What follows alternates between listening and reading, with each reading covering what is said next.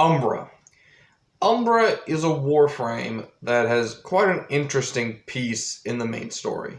So I can't talk too much about him, but I will say he's given a great backstory that's played out, to me at least, very well. He's interesting. But the problem is he's basically just Excalibur Prime with a color change and a few differences. Though I will admit, he does have drip with that scarf, though. Have you seen it? He has drip.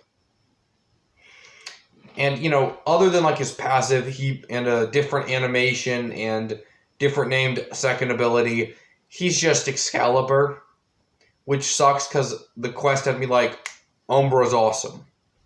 So, yeah.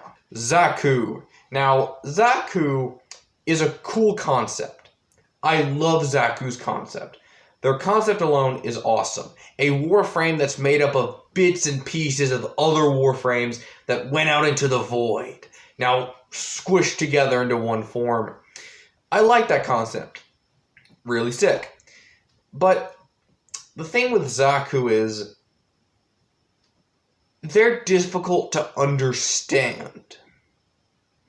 Like, it takes a lot more practice, at least with me, to get a good grasp on Zaku.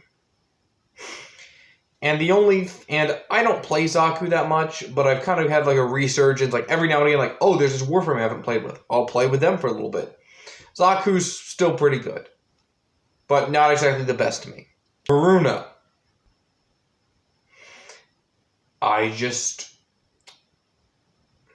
a design and backstory level, looks wonderful. The lack of an all-4 sprinting animation when she's activated her 4. I mean, come on. That would have made perfect sense since you can't use a weapon while active. So wouldn't it make sense to speed her up a little bit, give her a pat? But anyways, she looks great. I love her design. The only problem I really have with her is I just get bored whenever I play as Veruna. Like, a lot of Warframes have this rhythm to her, and with Veruna, I just kind of like activate her 1, use her 3, and basically just use her 4 with her new augment.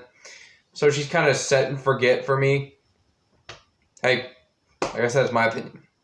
Daggith. Now, Daggith, her design is wonderful, backstory incredible and interesting. You see, there's one problem I have with Daggith. I had noticed that when you were using her 4th, Rakali's Cavalry, it wouldn't strip enemies' armor, which was supposed to do, and it would only do it with Doom. And me, being an idiot, didn't realize it only armor strips doomed enemies. So yes, very big brain moment. That, and compared to number 1, Daggith just is kind of meh.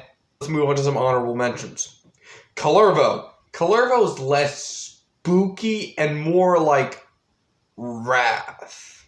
Like, don't make me wrong, design, backstory, kit, all of it works great.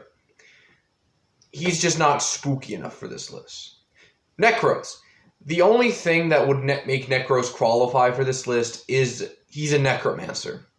That's the only real spooky thing about him. Unless I missed some small little obscure bit of lore or something right in my face, because that's very much possible. And without further ado, let's move on to number 1.